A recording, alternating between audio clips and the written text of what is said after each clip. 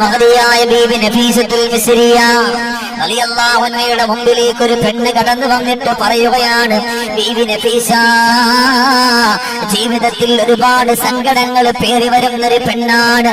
അതുകൊണ്ട് നഫീസ, എന്റെ സങ്കടങ്ങളും എന്റെ ദുഃഖങ്ങളൊക്കെ മാറാ നിങ്ങളൊന്ന് ദുആ ചെയ്യുമോ നഫീസ?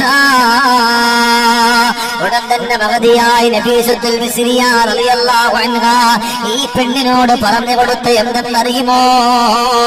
അല്ലാഹുവേ, വളരെ സന്തോഷമുള്ള കാര്യമാണ്, വലിയ ആനന്ദമുള്ള കാര്യമാണ്. നഫീസത്തുൽ മിസ്രിയ റളിയല്ലാഹു തആല അവിടുന്ന് ഈമാനിന്റെ മാധുര്യമുള്ളവരാ. അവിടുന്ന് പറഞ്ഞു കൊടുത്ത മറുപടി എന്തെന്നറിയുമോ? അവിടുന്ന് പറഞ്ഞു കൊടുത്ത മറുപടി എന്തെന്നറിയുമോ? പെണ്ണേ, നീ ഒരു കാര്യം ചെയ്യ, നീ നിന്റെ വീട്ടിന്റെ ഉള്ളിന്റെ ഉള്ളറയിലേക്ക് നീ ഒന്ന് കടന്നു പോകണം. അങ്ങനെ കടന്നു പോയാൽ നിന്റെ വീട്ടിന്റെ സന്തോഷത്തിന്റെ വഴികളിലൂടെ മേഖലകളിലൂടെ കടന്നു പോയാൽ നീ നിന്റെ വസ്ത്രങ്ങൾ മുഴുവനും അടുക്കി വൃത്തിയാക്കി വെക്കുന്നവളാവുക. നല്ലതുപോലെ അവിടുന്ന് സുഗന്ധം പൂശുക, വീട്ടിന്റെ ഉള്ളിൽ നല്ലതുപോലെ അത്തറ് പുരട്ടുക. നിന്റെ ജീവിതത്തിൽ നിന്റെ വീടിന്റെ ഉള്ളില് അവിടുന്ന് വല്ലാത്ത സ്മെല്ല് വരുന്ന ഒന്നും വരാതിരിക്കുക.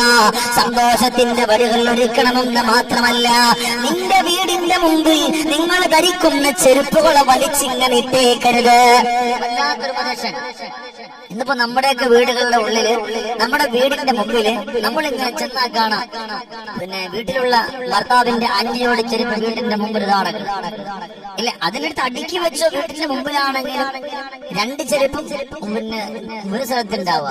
ഇല്ലെങ്കിൽ എന്താ ചെയ്യാ, രണ്ട് ചെന്നടുത്താണെങ്കിൽ ചിലപ്പോൾ ഭർത്താവിന് കണ്ണാണാത്ത ആളായിരിക്കും, രണ്ടും രണ്ട് ചെരുപ്പായിരിക്കും. ഇവിടെ നിൽക്കൊണ്ട് പോകുമ്പോഴായിരിക്കും ആൾക്കാർ എനിക്ക് നല്ല അന്തസ്സുള്ള ആളാട്ടെ, കാരണം രണ്ടും രണ്ട് ജോഡിയാണെന്ന് പറയും. ഇല്ലേ, നമ്മുടെ ഏതായാലും അല്ലാഹു നമ്മയൊക്കെ രക്ഷപ്പെടുത്തട്ടെ, അല്ലാഹു സന്തോഷവും സമാധാനവും കൊടുക്കട്ടെ. അതുകൊണ്ടാണ് ഇവിടുന്ന് വീട്ടിന്റെ ഉള്ളിൽ നമുക്ക് ദാരിദ്ര്യമില്ലാതെ, സങ്കടമില്ലാതെ, കഷ്ടപ്പാടില്ലാതെ, കണ്ണീരില്ലാതെ, ദുഃഖമില്ലാതെ നമുക്ക് രക്ഷപ്പെടണോ? വീടിന്റെ മുമ്പിൽ നിങ്ങൾ ചെരുപ്പ് വലിച്ചെറിയരുത്. അത് ഒരു സ്ഥലത്ത് നിങ്ങൾ അടുക്കി വെക്കുമോ? അങ്ങനെ അടുക്കി വെച്ചാൽ അത് വല്ലാത്ത ഇഷ്ടമാണ്, അള്ളാന്റെ മലക്കുകൾക്ക് ഇഷ്ടമാണ്. നമ്മളെ വീടിന്റെ മുമ്പിലുള്ള ചെരുപ്പുകൾ വീട്ടിൽ 5 പേരുടെ സഖ്യർ 5 പേര് ഒരുമിച്ച് ഇങ്ങനെ നിരത്തിയിട്ടുണ്ട് വീട്ടിൽ ഇങ്ങനെ. കാരണം ചില ആളുകളോട് സ്റ്റൈലാക്കുന്ന സ്റ്റൈലറിയോ, കേറിപ്പോകുന്ന സ്റ്റെപ്പ് ഇതാണെങ്കിൽ ഇവിടെ 2, ഇവിടെ 2, ഇവിടെ 2, ഇവിടെ 2. ഒരു മനുഷ്യൻ കേറി പോകുമ്പോൾ ആ ചെരുപ്പിനെ മറികടന്ന് പോകുന്നൊരവസ്ഥ. അങ്ങനെ വന്നാൽ നമുക്ക് ദാരിദ്ര്യമാണ്. അതേസമയം നമ്മുടെ ചെരുപ്പുകളൊക്കെ നമ്മൾ ഒതുക്കി വെക്കണം. ആ ചെരുപ്പുകളെ നമ്മൾ ഒതുക്കി വെക്കണം. എന്നാലാ നമുക്ക് രക്ഷപ്പെടാൻ പറ്റുന്നത്, എന്നാലാ നമുക്ക് വിജയിക്കാൻ കഴിയുന്നത്. അതുകൊണ്ടാണ് മഹദിയായ നഫീസത്തുൽ മിസ്രിയ റളിയല്ലാഹു അൻഹ പറഞ്ഞത്, ഒരിക്കലും നീ ഇവിടുന്ന് നിന്റെ ചെരുപ്പുകളെ, നീ ധരിക്കുന്ന നുആലുകളെ, ആ ചെരുപ്പുകളെ നീ വലിച്ചെറിയരുത്, അതിന് ചന്ന ഭിന്നമായിട്ട് കൊണ്ടു കളയരുത്.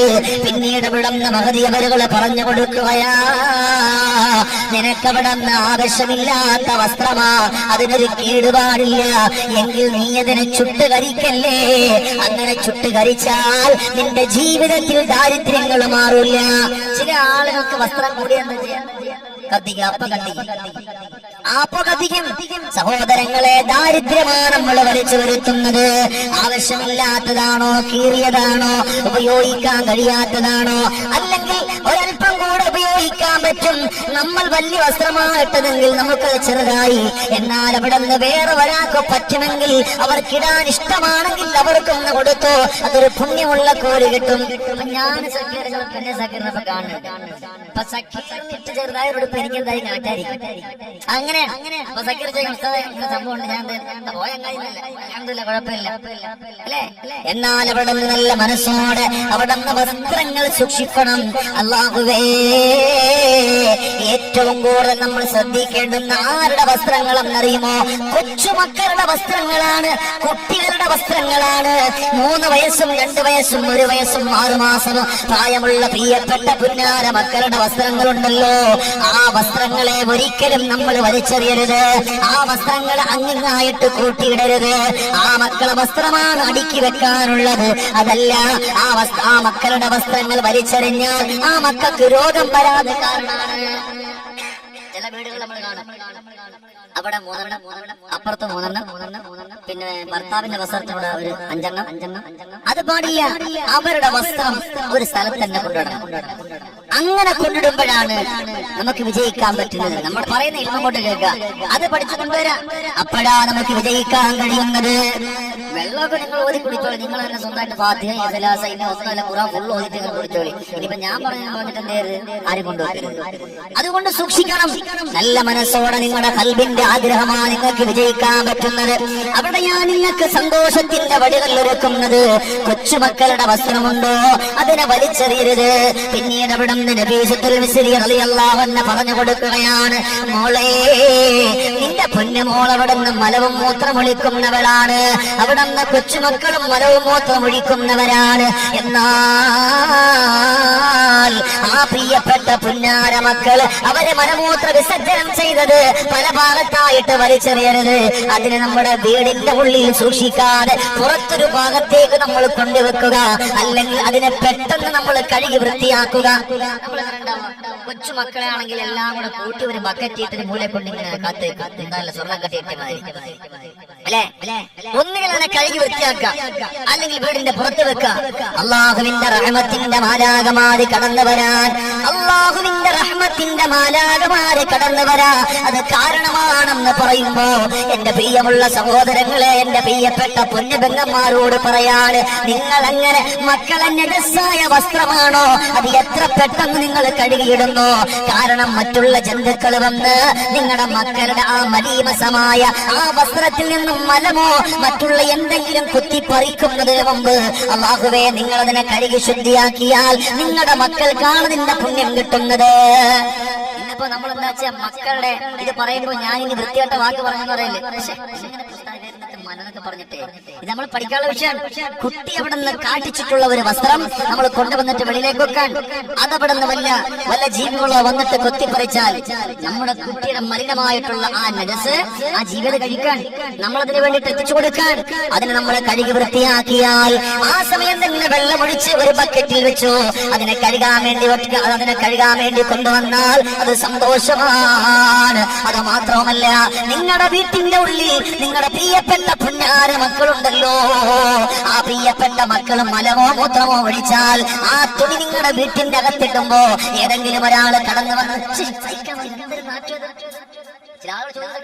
എന്തൊരു നാറ്റത്, എന്ത് തുറക്കുന്നത്, ഈ ചോദ്യം ആർക്കാ വലിക്കുന്നത്?